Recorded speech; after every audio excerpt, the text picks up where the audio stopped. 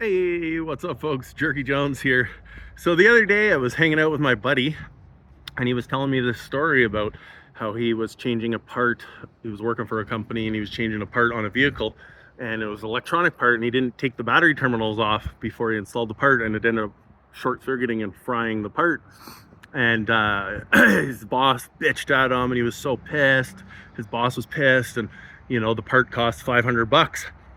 And I was like, oh, $500, eh? I'm like, oh, that's cute, because that's nothing compared to the damage I've done. So this is my story. This is what I told him, these two stories. So these are the two stories where I caused an absurd amount of financial damage to these companies I was working for. It's not really my fault. You'll see in the story. So anyways, the first one, it was when I was working on a drilling rig years ago, like 16 years ago, and it was a long time ago, so I can't remember exactly everything, but it was like 15 minutes before the crew change, and I was on the floor, and we were just about to start drilling, and it was the middle of winter. It was like -30 out. It was freezing, and it was dark, and I had to lift this drill pipe onto the drilling rig floor, and to do that, there's like this lift, pneumatic hydraulic lift that lifts the pipe up. And so I lifted the pipe up. They brought it up to the floor. The top drive came down, picked it up. I brought the lift down, threw another pipe in with these little ram arms that throw a pipe in. And then I brought the second pipe up. They picked it up, and I went to lower the lift again, and it wouldn't lower. And I was like, what the fuck? I'm like, it's not going down.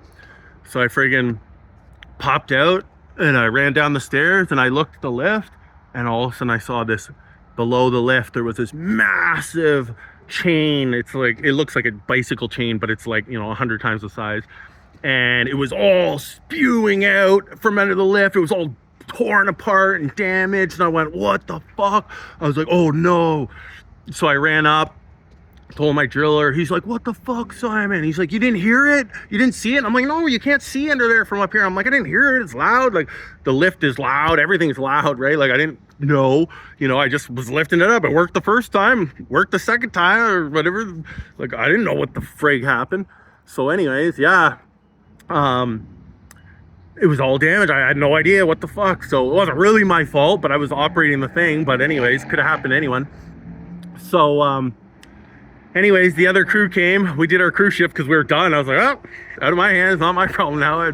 I was going back to the camp, and so the crew had to like replace this thing in -30 weather. The other crew, and when I showed up the next morning,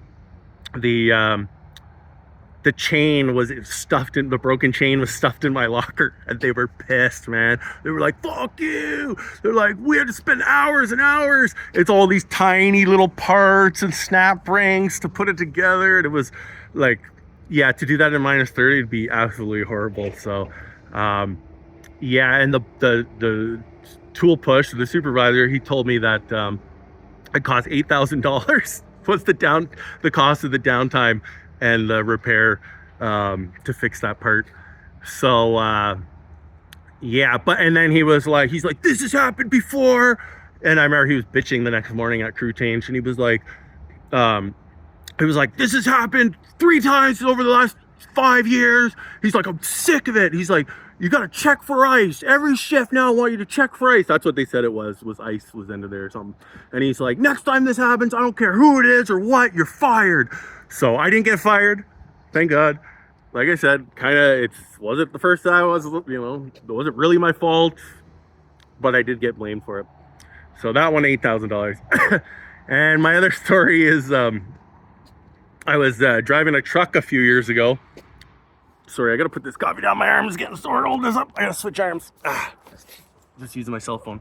So my other story is, a couple years ago, I was driving a dump truck, and it was Friday evening. We worked 12-hour shifts. It was long. So it was Friday, finished my shift.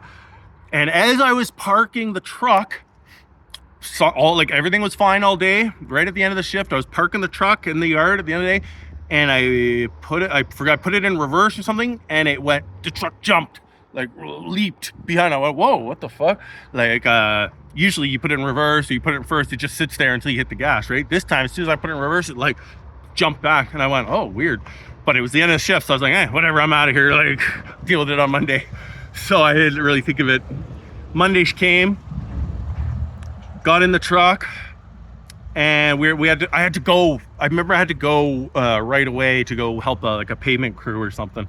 So I was like, I got in the truck and I put it in first, and all of a sudden it did that jump again, and I went, what the fuck? But I had only been driving a truck for like a year or two, so I didn't really know, but I was like, oh, whatever. I'm like, still driving, everything's fine. I don't know what the fuck, I'll deal with it later. So I drove for a couple hours, and then at the job, when I was with that paving crew, all of a sudden I went to drive and it just wouldn't drive. It died, like the truck wouldn't move anywhere. So I called the boss, he brought out a tow truck, towed it back. And anyways, turns out the transmission went in the truck and it cost 20 grand to fix.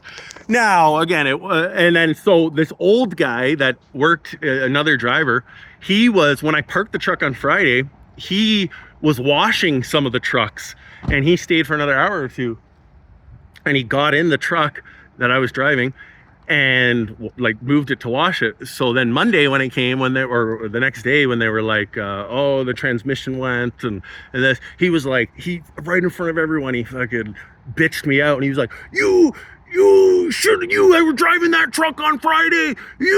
I hopped in it and I noticed it wasn't driving right. Why didn't you say anything? You fucking cost the company $20,000, blah, blah. And I was just like, I didn't really care. I was like, whatever, man. Like I was like, go fuck yourself. You bitch me out in front of everyone, right? Some of the other drivers were like, don't worry about him. He was like, no one liked him. He's this crotchety old grumpy driver.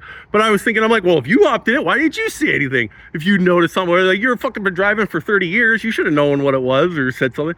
But anyways, the transmission was going or gone anyways, so it wasn't really my fault, but I should have said something and they might have been able to, fix it earlier or whatever, I diagnosed it or something. But either way, it was gonna go. So again, it wasn't my fault, but it was kind of my fault. I should have said something. So anyways, there's $20,000 and $8,000. That's just my little story. Yeah, so next time, you're working at the till at a place and you're missing $50 and the owner bitches at you, don't sweat it. Or the next time, you bump into something and cause a little tiny dent this big in a bumper on your work vehicle, don't sweat it. Not the end of the world. I've done a lot worse. So anyways, I just thought those were two funny stories. Thought I would share them with you. And yeah, don't sweat the small stuff. All right, folks, thanks for watching. Talk to you later. Jerky Jones out. Peace.